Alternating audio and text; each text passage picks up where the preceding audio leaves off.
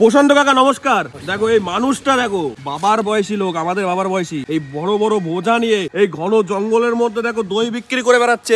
এই যে গরম সিচুয়েশন, গরম ওয়েদার, তার মধ্যেও আমাদের বাবারাও এরকম ভাবে কষ্ট করে খায়, জানো তো। আমার খুব খারাপ লাগে। মানে তোমরা অনেক সময় ভাবো কি যে 5 স্টার হোটেল বা খুব নামি দামি রেস্টুরেন্ট থেকে দই কিনে খাবা, এটা 10 টাকার জিনিস তোমরা কিনে খাও 100 টাকা দিয়ে, তাতেও তোমার গায়ে বাঁধে না। কিন্তু 20টি টাকা দিয়ে এই মানুষগুলোর একটু হেল্প করা যায় না? এদের সত্যি দরকার টাকার নিড। এরা ধোকা দিয়ে মানুষকে ঠকিয়ে মিথ্যে কথা বলে, এমনকি অরিজিনাল দইয়ের বদলে মাদার ডেয়ারি দুধ খেয়ে তোমার কাছে টাকা নেয় না, ঠিক আছে? এদের কাছ থেকে একটু খাওয়াটা দরকার। দেখো কাকা, তোমার দইটা একটু দেখিয়ে দাও তো কাকা। দেখো মাত্র কত টাকা কাকা বললাম যেন?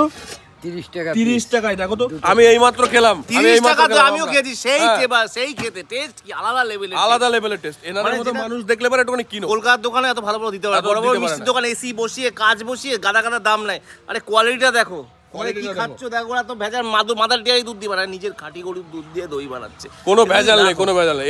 এরপরে তোমরা অনেকে আছো যে বুংবাং কমেন্ট করে, কমেন্টস করে। এনাদের কাছ থেকে দেখলে পরে একটু কিনে খেয়েও একটু বলা আছে।